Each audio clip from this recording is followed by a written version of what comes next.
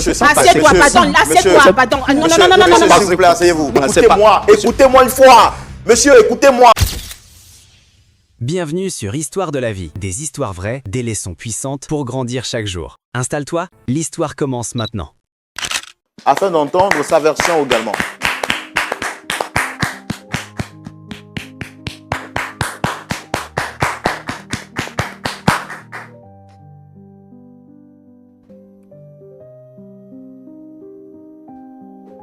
Je peux vous aider? Est-ce que le micro, il est... Voilà. Ok, voilà. Allez-y. Merci beaucoup. Soyez les bienvenus. Très chère Dame Rose. C'est bien cela? Oui, c'est ça. Merci d'être avec nous sur ce plateau avec un look qui vous va assez, assez particulièrement. Merci à Dieu, parce que c'est Dieu qui a permis que je sois ainsi. Tout dépend de sa volonté. Et je l'ai beaucoup prié. Vous avez beaucoup prié? Oui, j'ai prié pour ça. Pour que vous puissiez avoir... Voilà, pour que je sois toujours, on dit toujours, mieux vaut faire envie que pitié. Oui. Voilà, je ne me suis pas attardée dans mes difficultés. Donc, je demande à Dieu, aide-moi, fais-moi progresser. Je dois faire envie et non émettre de la pitié. D'accord. Ce look-là. Je rappelle que notre sœur Rose vient du pays frère qu'on appelle le continent. Oui, la belle famille. vous êtes du Cameroun? Oui, je suis camerounaise. Je suis de Douala. Je suis née à Douala. Et je suis arrivée en Côte d'Ivoire pour me chercher. Voilà, quand d'autres partent se chercher ailleurs. Bon, c'était ça mon objectif premier, mais Dieu a voulu que je fasse d'abord une transition ici en Côte d'Ivoire, chez la belle famille. Je rappelle qu'aujourd'hui, vous n'êtes plus en Côte d'Ivoire, vous êtes juste de passage. Non, oui, je suis venue en congé. D'accord. Je suis là pour les congés. D'accord, merci beaucoup. Merci. Alors nous, on a tout fait pour vous appeler, ça n'a pas été facile de vous avoir, parce qu'il y a quelqu'un qui a émis ce désir de vous rencontrer de manière particulière pour échanger avec vous.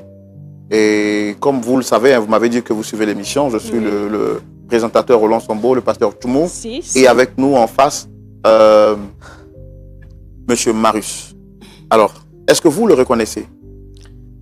Si je vous dis que je ne le reconnais pas, c'est mentir devant Dieu. On ne peut pas... Et essayez de rapprocher le micro. On ne peut pas ne pas reconnaître son époux.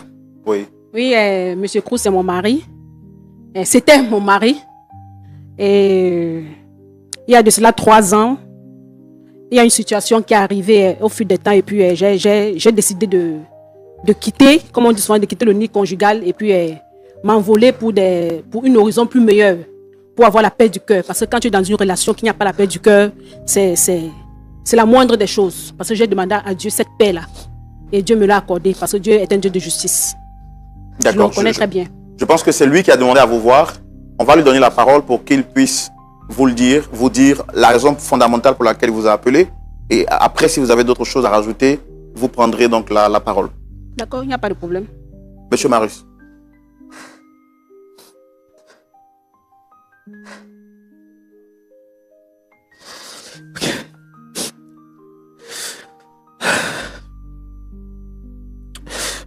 Rose. Il y a eu... Parlez fort, s'il vous plaît. Il y a eu cette situation qui est arrivée il y a à peine 2 ans.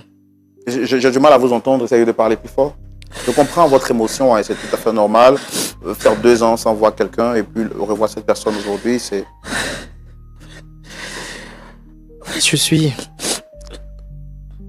content de te voir. Après tout ce temps, en fait. Et là, aujourd'hui, j'ai décidé de te convoquer. Parce que j'ai décidé de laisser tout tomber. Tu as décidé de tout laisser tomber? Oui. De laisser tout tomber et qu'on reprenne les choses ensemble. Bon, si je tu vois. Attends, tu me convoques ici, devant le monde entier. Tu dis que tu as tout laissé tomber. En fait, Attends, donc c'est toi la victime dans cette affaire-là. Tu as laissé tomber quoi? Je t'ai fait quoi pour que tu laisses tomber?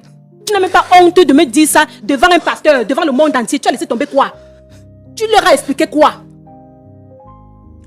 Tu sais que je me suis retrouvé en prison. Tu t'es retrouvé en prison là. Qui t'a mis en prison là-bas? C'est quelqu'un qui t'a mis en prison? Ce sont tes actes qui t'ont mis en prison. Monsieur... Il nous a dit qu'il était en prison, c'est ça? Si. Alors, moi je veux savoir, ça fait combien de temps que vous ne l'avez pas vu exactement, physiquement? Ça fait 2 ans. Si je peux mettre les jours même et puis les secondes. Ça fait 2 ans, 2 jours, quelques secondes et puis quelques... Je ne sais même pas. Mais ce qui est sûr, ça fait 2 ans. Il ne vous a pas dit le pourquoi il s'est retrouvé en prison? Alors, lui nous a expliqué sa version, il nous a dit qu'il a été convoqué parce qu'il a fait des disputes avec quelqu'un. Et quand il est arrivé en garde à vue, vous aviez dit que vous partez chercher des habits pour revenir. Depuis lors, il ne vous a plus revu jusqu'à aujourd'hui. Vous l'avez abandonné seul dans cette difficulté et vous avez fui avec les 2 enfants. Monsieur le journaliste, quand vous parlez même d'abandonner, là même ça m'énerve. Parce que quand on parle d'abandon, c'est comme si toute la responsabilité m'incombe. Quand je suis arrivée en Côte d'Ivoire, on s'est rencontrés, je crois, si je ne me trompe pas, c'était lors il faisait les emplois dans un supermarché de la place. On s'est aimés. Bon, en fait, ça a tellement marché entre nous que j'étais tellement heureuse. Parce que je sortais même d'une déception. Je me suis dit qu'au moins, mon Dieu m'a exaucé. Il y a quelqu'un de bien qui est entré dans ma vie. Il est entré dans ma vie au fur et à mesure. Et puis, ça a abouti au mariage. Avec 2 enfants à l'appui. Je faisais mon petit commerce. Je n'ignore pas. Je ne refuse pas. Il m'a aidé. Il m'a vraiment aidé dans mon commerce en ligne. Mais au fur et à mesure, il a commencé à changer. Il sort, il chuchote, il fait le truc. Une fois même, je le confronte. Je lui dis, mais c'est comment? Je t'entends parler, je vois les je t'aime. Et tu sais ce qu'il me répond? Est-ce que mon nom est écrit sur son corps? Est-ce qu'il m'appartient seul? Je dis, ah bon? C'est ce que tu me réponds aujourd'hui? C'est comme ça qu'un homme doit répondre à sa femme? On dit que, comment on appelle ça? Il y a un adage qui dit, la vengeance, c'est un plat qui se mange froid. Je me suis dit que, ok, comme monsieur m'a mis dedans, il s'est dit que, bon, il va faire ce qu'il veut. C'est un grand employé de la place. Il a l'argent, il va faire Cupido, elle là, il va faire tout ce qu'il veut. Il va me traiter comme de la merde. J'ai commencé à prier Dieu, Seigneur, si tu m'as mené en Côte d'Ivoire pour me faire souffrir dans un mariage là, que ça soit ainsi. Mais si ce n'est pas le cas, ce n'est pas ma destinée là, donne-moi la force.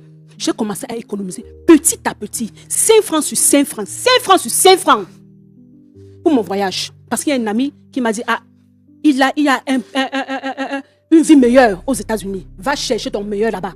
Ne reste pas dans un foyer où l'homme va partir se pavaner, montrer qu'il est gros dos, qu'il est ceci, il est le plus beau du quartier. Donc, quand vous parlez de pavaner, qu'est-ce qu'il faisait exactement? C'est un coureur de jupons. Oh, c'est un coureur de jupons. C'est pas parce que tais-toi, je vous ai parlé, s'il te plaît. J'ai découvert que Monsieur Krou qui est là, qui se joue la victime, je ne sais pas si ce sont les lames de crocodile, il a fait un enfant dehors avec une autre femme. Et dans mes recherches les plus poussées, je constate qu'il a encore un deuxième bureau avec 2 enfants. Donc en tout, ça fait 3 enfants que monsieur au dehors. Plus ces 2 enfants, ça fait 5. Donc il veut monter une équipe de football. Il veut mettre ma vie à côté. Pendant que lui il joue je ne sais pas, le don Juan dehors. Non, tu te tais. Tu as donné ta version des faits. Tu m'as accusé. Non, tu me laisses parler, s'il te plaît. Donc quand je constate qu'il a 3 enfants dehors avec 2 femmes différentes, j'ai commencé à économiser. Par la grâce de Dieu, mes papiers ont commencé à avancer. Mais avant de parler de cela, quand vous avez découvert ça, est-ce que vous lui avez parlé de cela? Je ne lui ai pas parlé, non. Je me suis devenue, on dit, le silence est parfois or. On ne peut pas tout avec, comment on appelle, la violence. Je ne suis pas de ce genre de femme. J'ai trop traversé les épreuves pour pouvoir encore venir, comment on appelle, perdre encore mon énergie. Jamais. Donc ma grand-mère disait toujours que la meilleure réponse, c'est le silence. Je suis restée dans mon silence en priant Dieu. Dans mon silence, Dieu était en train de tracer une voie pour moi. Parce que quand tu pries sincèrement, Dieu il écoute. Donc quand j'ai pu avoir mes papiers, et mon visa même était déjà sorti. Donc quand il revenait, je l'accueillais normalement. Je lui donnais à manger, les petits plats. C'est là où même mon amour même encore grandit. Pour qu'il ne soupçonne rien. J'étais encore la femme la plus aimante. Je l'accueillais normalement. Je n'ai pas failli un seul instant. Je suis en train de parler. Je n'ai pas failli un seul... Non, tu te tais. Je suis en train d'expliquer. Tu as expliqué ta version des faits, non? Laisse-moi aussi expliquer la mienne. Oh, laisse-moi. Mais... Vous m'avez convoqué. Oui. Passe au biais. Donc, tu me laisses donc parler. Monsieur, on va la laisser. Voilà. Donc, je lui dis, je suis devenue... Je n'ai pas failli un seul instant à mon devoir en tant qu'épouse. Dieu m'est témoin. J'ai rempli mon devoir jusqu'à la fin. Et un jour, c'est comme si ce n'est pas fini. Hein. Je reviens un soir, on vient me tendre une enveloppe kaki. Je ne veux même pas chercher à savoir ce qu'il y a dedans parce que je me suis dit que tout ce qu'il peut venir encore de lui là, je ne vais plus m'intéresser à ça. Tout ce qu'il peut faire de sa vie, je ne m'intéresse plus. J'ai vu là, je n'ai même pas ouvert. Quand il a pris l'enveloppe, quand il est revenu, je lui ai tendu l'enveloppe.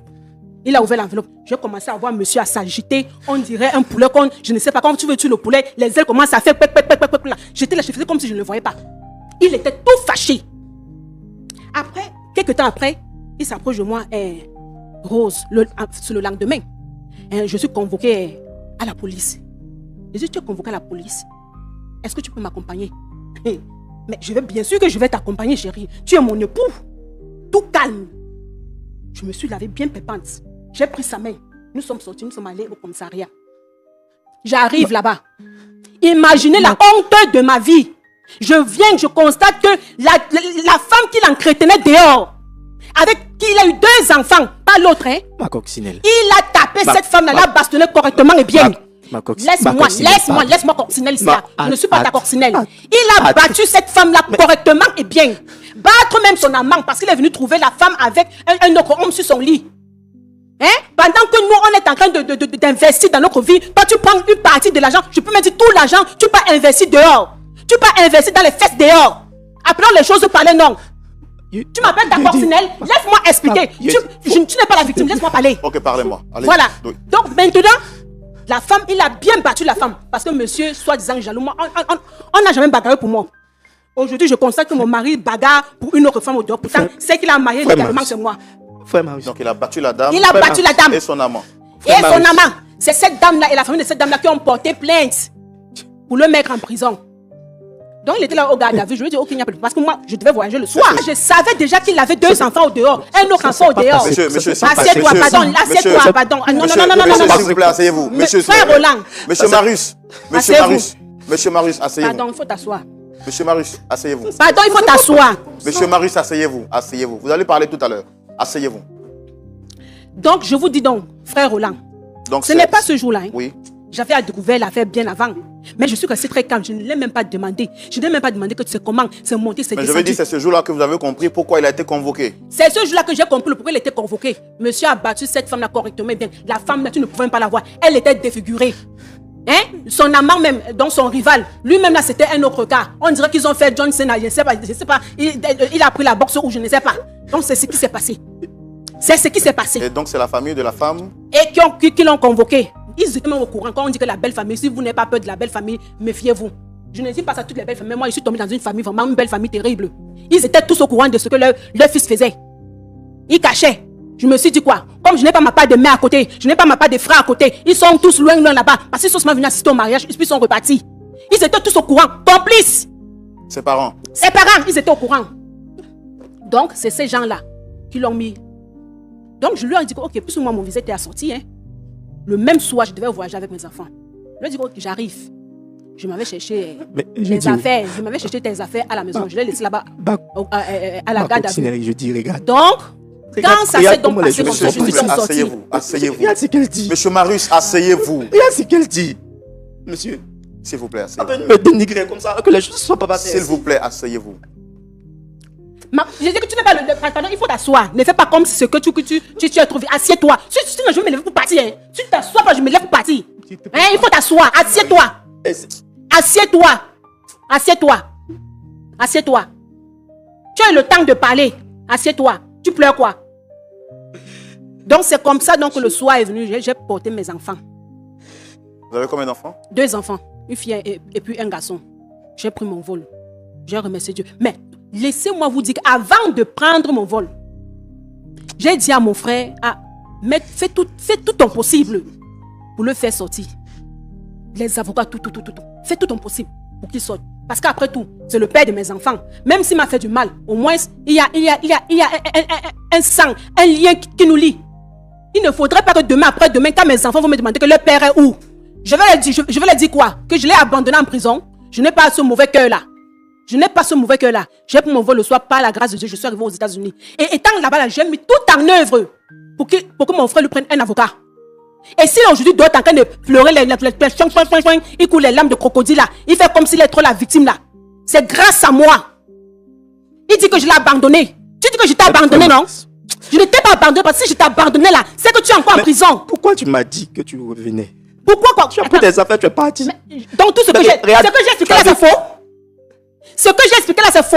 Si c'est à ta soeur qu'on te fait ça, ta soeur qui est là, elle est là, c'est pas elle qui te défendait. Si c'est à ta soeur, si c'est à ta soeur là, toi, elle va réagir comment? Toi, tu vas réagir comment? Dieu m'a fait grâce. Je suis devenue ce que je suis aujourd'hui. Je suis là pour les congés, avec mes enfants. Je ne l'ai pas abandonné. Parce que si je l'ai abandonné, c'est qu'il devait toujours être en prison. Par la grâce de Dieu, si je n'avais pas mis ma main dedans, il pouvait faire plus de 10 ans. Mais c'est par la grâce de Dieu, avec les entrées et sorties de mon frère, de ma famille encore, qu'il a déshonoré, qu'il a pu faire ces 2 ans-là. Tu me racontes quoi? Tu vas pas venir me dénigrer comme ça devant les gens. Je suis arrêté de te dénigrer. Tu me regardes dans les yeux, tu me dis que je me te dénigre. comme ça devant les gens. Je te dénigre. De ce que tu as fait. Donc, j'ai investi. Je ne sais pas pourquoi j'ai été convoqué. D'accord. Regarde, j'ai été convoqué dans tes activités. Monsieur Marius. Tu étais dans une situation compliquée. Monsieur Marius. Tu t'es tout donné. Monsieur Marius. Au vu de certaines choses-là. Monsieur Marius. Monsieur Marius. Monsieur Marius. Monsieur Marius.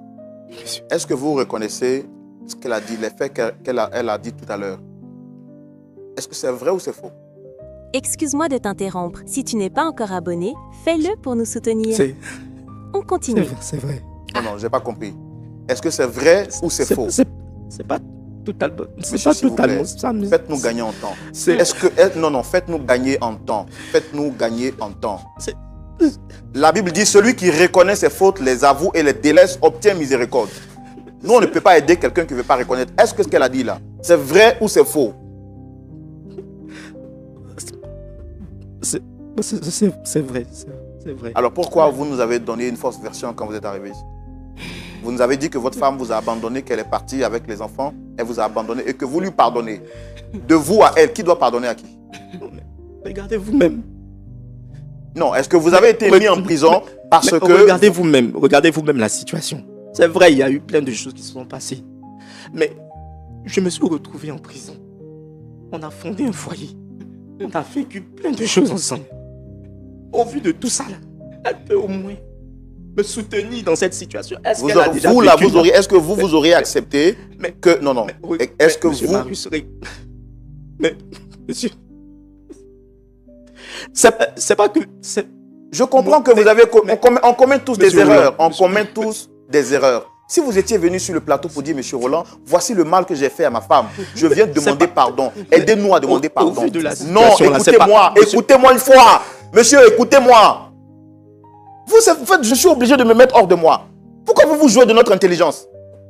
Pourquoi vous faites passer pour la victime alors que vous savez que vous êtes coupable? Vous n'avez pas honte de vous-même, arrêtez à la fin. On se bat pour vous aider. Est-ce que vous avez payé l'argent pour venir ici? Est-ce que vous avez payé 5 francs pour être ici? Mais c'est quoi ce théâtre que vous faites là? On n'est pas dans une scène de théâtre, monsieur. On a un plateau sérieux quand même. On veut vous aider. Dites la vérité. Vous êtes malade, vous mentez au médecin que vous n'êtes pas malade. On va vous aider comment? On va vous aider comment? Mais monsieur, regardez vous-même. Oh, c'est tout. Non, je suis fatigué. Je suis fatigué. C'est bon, monsieur, arrêtez-moi ça. Arrêtez-moi ça. Monsieur, moi je veux juste qu'on puisse régler la situation. Bon, non. Je peux rien régler. On ne peut pas. Regardez vous-même, il y a tous ces cas tissus. Regarde tous ces cas tissus. Vous avez un problème, monsieur. Monsieur, vous avez un problème. Monsieur, non. Madame, calmez-vous. Asseyez-vous. Assieds-toi. Monsieur, assieds-toi. Je vais te dire quelque chose. Je coupe court. Je vais te dire quelque chose. Toi et moi, c'est fini. Tu as compris, non? Toi et moi, c'est fini. Il n'y a rien à régler. Maintenant, pour les enfants, je ne peux pas... Je vais te mettre en contact avec les enfants. Tu pourras parler avec eux. Tu pourras faire ce que tu veux. Je ne suis pas insensible. Tu es une femme, tu as la... Moi aussi, j'ai grandi sans père. Et je ne voudrais pas que mes enfants grandissent sans père. Mais notre relation, là, c'est fini. Tout ton cinéma là que tu fais là, c'est rien. Pour tes enfants, là... C'est parce que j'ai la crainte de Dieu, mais que je t'ai fait sortir de prison. C'est parce que j'ai la crainte de Dieu que je suis venu sur ce plateau. Non, laisse-moi. Arrête ça.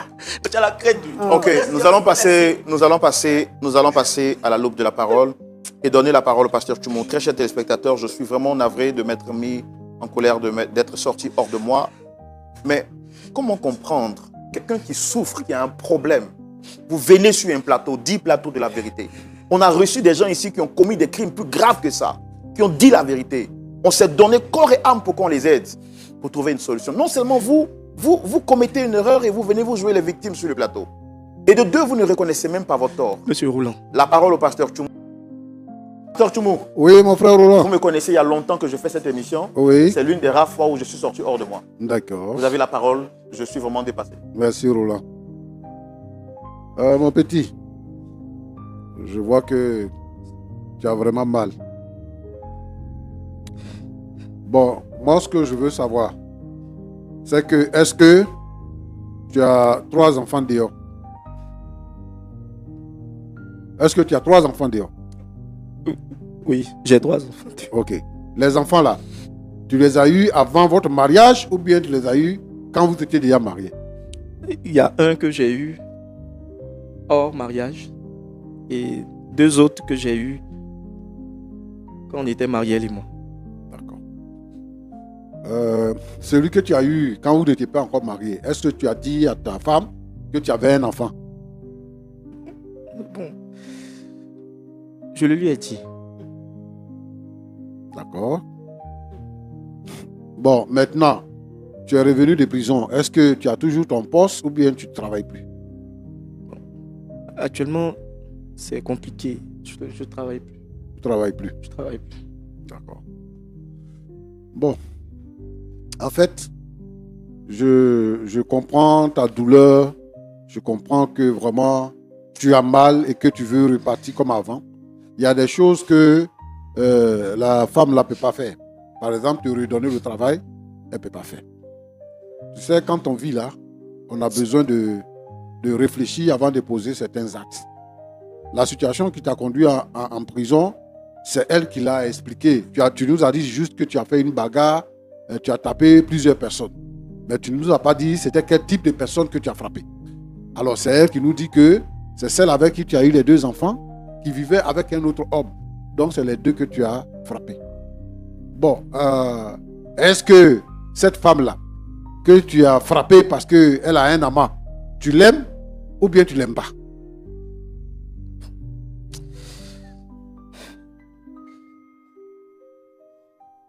Franchement, je l'aime.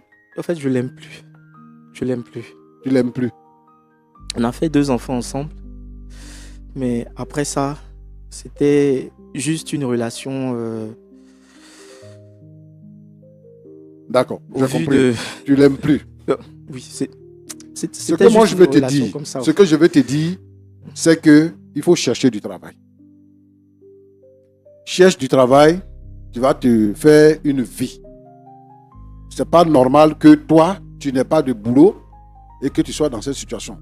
Parce que ce qui s'est passé, c'est pas parce que tu as détourné de l'argent ou bien machin, mais c'est parce que tu as eu une bagarre qui n'a rien à voir avec ton travail de banque. Moi, je veux que tu cherches du travail et que tu aies du travail. Si tu as du travail, la femme qui est là l'a dit que tu seras toujours en contact avec tes enfants. Mais elle est venue te dire que elle met fin à la relation. Parce que elle est venue du Cameroun, hein. Elle n'est pas ici, elle n'est pas chez nous ici. Elle est venue de très loin. Et puis, elle t'a aimé. Et elle a pensé bâtir un foyer. Et pendant ce temps, toi, tu ne la connais même pas. Tu ne sais même pas ce qu'elle pense même de toi, comment est-ce qu'elle est, tu ne sais pas tout ça. Et tu mènes une triple vie. Tu fais un enfant ici, tu fais 2 enfants là-bas, ainsi de suite, tu vis ta vie parce que, bon, tu travailles, tu as de l'argent, bon, et tout ça. Roland, Pasteur, la plupart de nos jeunes gens aujourd'hui pensent que quand ils ont du travail, c'est pour avoir plusieurs femmes. Et comme ça, ils gâchent leur vie. Et moi, je pense qu'ils doivent faire très attention. Les jeunes gens d'aujourd'hui doivent faire très attention par rapport à la vie qu'ils mènent quand ils ont un boulot. Et c'est parce qu'ils n'ont pas veillé à cela qu'ils se retrouvent dans cette situation. Que Dieu te fortifie. Ma fille. Amen. Oui, papa. Que Dieu te bénisse. Amen. Tu es aux États-Unis, tu vis avec quelqu'un là-bas? Par la grâce de Dieu, je vais taire cette information parce que c'est confidentiel. Mais quand même, je suis en paix.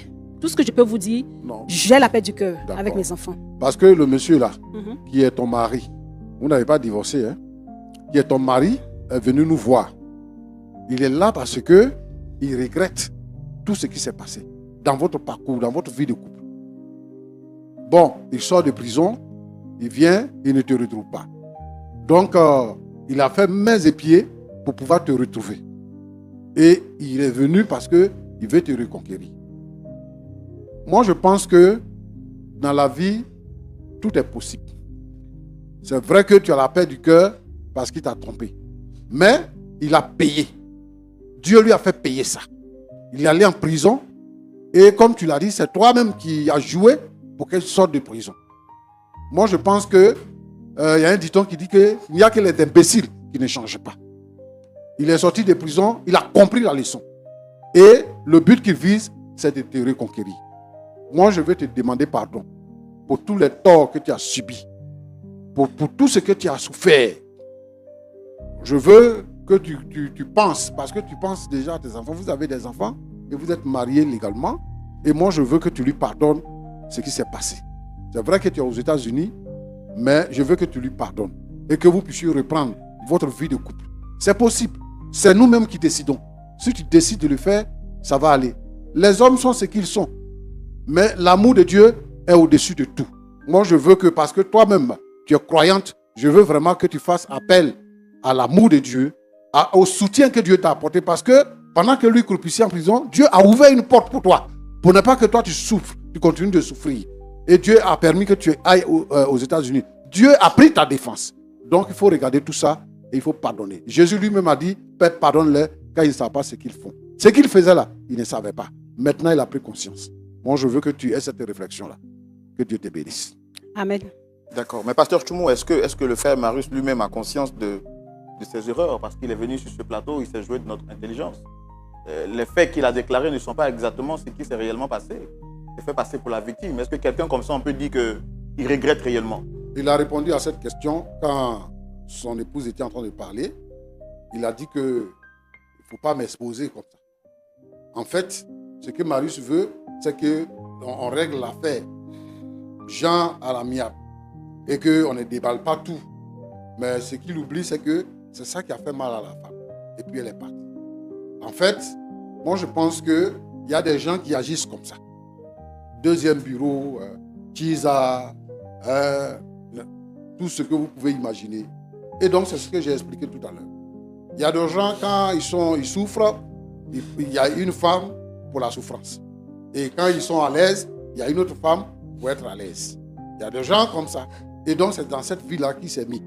Et moi je pense qu'il a reçu la leçon. Et c'est sur cette base-là que moi je demande pardon. Sinon, ce que moi je veux dire ici, c'est de demander à tous ces jeunes gens que Dieu a bénis, qui ont eu du travail. Parce qu'aujourd'hui, dans notre pays, en Afrique même, les enfants vont à l'école, ils étudient, mais quand ils sortent de l'école, ils ont des difficultés à avoir du boulot. Quand tu as eu un travail, il faut être reconnaissant au Seigneur que de te vautrer dans le péché. Parce que la Bible dit que le salaire du péché, c'est la mort.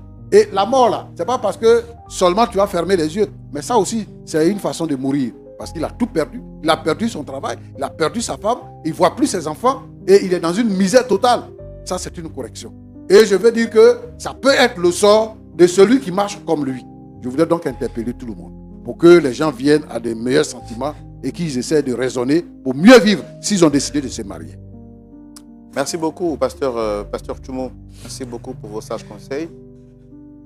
Frère Marius, bon, monsieur Marius, vous avez entendu, monsieur Tro Marius, vous avez entendu le nom, plutôt les propos du pasteur Tchoumou. Est-ce que vous avez quelque chose à rajouter?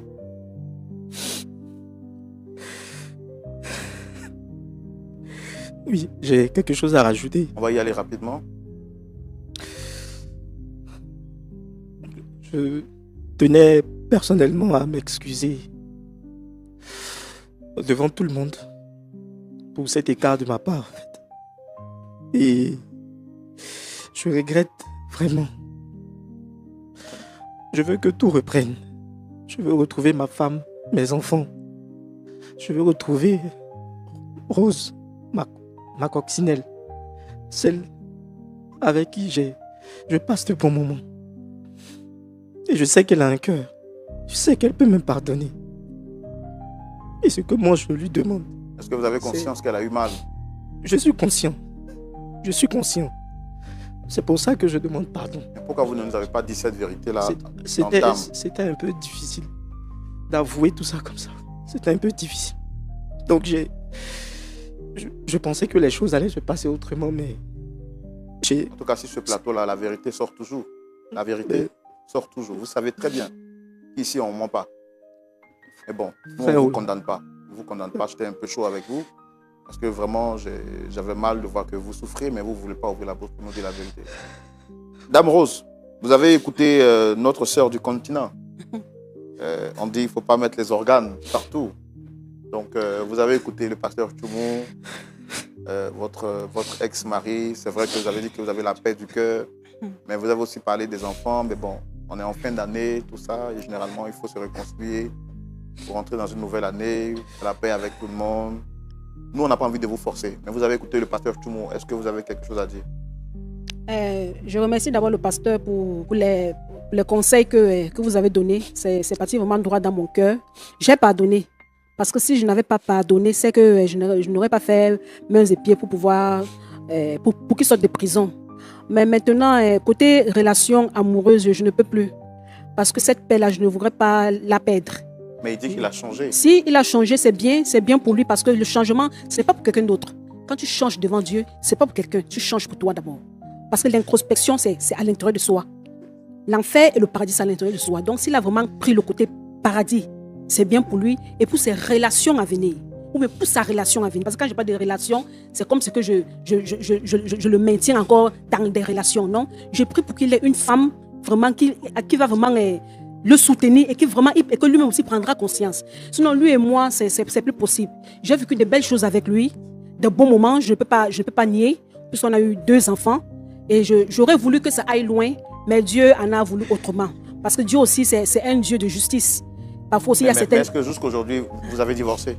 On n'a pas encore divorcé, mais c'est en cours. C'est pour cette raison que je suis revenue.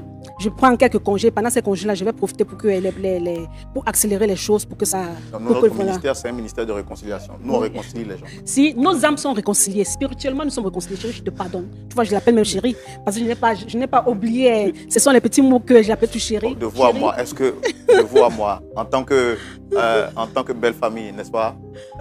Vous, en tant que comment on appelle, la belle famille. Oui, la belle famille. Est-ce que, quand vous le regardez, vous ne l'aimez plus sincèrement devant Dieu? Devant Dieu, je l'aime en tant que personne, je l'aime en tant qu'être humain, mais en tant qu'époux, en tant que compagnon, non, je ne l'aime plus. C'est fini, parce qu'il y a certaines cassures, quand ça se casse, c'est plus possible de se réconcilier. Je l'aime en tant que personne, en tant qu'être humain, je l'aime, je l'ai pardonné. C'est le père de mes enfants, je vais maintenir cette relation pour mes enfants et pour moi-même. Parce que si je ne le pardonne pas, ce n'est pas lui qui va souffrir, c'est moi qui souffre, parce que c'est moi qui a ce fardeau-là. Parce que le plus grand être aussi, le plus grand bien, c'est de pardonner à l'autre. Donc je l'ai pardonné, je ne veux pas porter ce péché-là toute ma vie.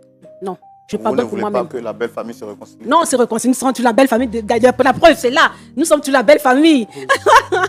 Si je t'ai pardonné, je t'ai pardonné, Marie, je t'ai pardonné. Non, si, j'accepte. J'accepte vraiment. Je prie vraiment le Seigneur que tu puisses trouver la paix que tu recherches. Je te pardonne. Non, je te pardonne. Je te pardonne. Marius, arrête ça. Ne fais pas ça, Marius, ne fais pas ça. Lève-toi, qu'est-ce que tu fais? Pardon. Je te pardonne, on ne peut pas revenir ensemble. Comprends-le, on ne peut pas revenir ensemble. On ne peut pas revenir ensemble. Je te pardonne, on ne peut pas revenir ensemble. C'est pas la fin du monde, c'est pas la fin du monde. Je sais, c'est pas la fin du monde. Je sais. Lève-toi. Arrête. Il n'y a pas envie de la paix. C'est ma vie. On a nos enfants. On a plein de choses à faire. On l'a pas. Je te rends pardon. D'accord, je pense que... Non, pasteur, il y a des choses qu'il faut... On va se parler peut-être en dehors du plateau. C'est vraiment beaucoup d'émotions sur ce plateau avec... Waouh. Je ne peux pas vivre ça, l'esprit ou là. Demande du pardon. Elle accepte. J'ai pas compris. Elle accepte. J'ai reconnu, je laisse tout tomber. Je décide de reprendre ma vie avec elle. Je décide de tout laisser, tout ce qu'elle veut. Je vais reprendre mes activités, je vais chercher du travail. Je vais tout faire pour la rendre heureuse. Je suis prêt à tout pour elle. D'accord, asseyez-vous. Il y a des choses que des paroles ne peuvent pas régler, mais seule la prière peut régler. Pasteur Tchoumou, c'est parce qu'un garçon ne pleure pas, dit-on. Mais j'ai les larmes en bordure au bout des yeux. Est-ce qu'on peut prier vraiment pour ses frères? Il y a peut-être des gens qui regardent cette émission et qui vivent la même situation que le couple Trou, M. Trou et son épouse Rose. Est-ce qu'on peut prier pour toutes ces personnes, Pasteur Tchoumou? Merci d'avoir suivi cette vidéo. Abonne-toi surtout pour ne manquer aucune de nos prochains épisodes. Bye!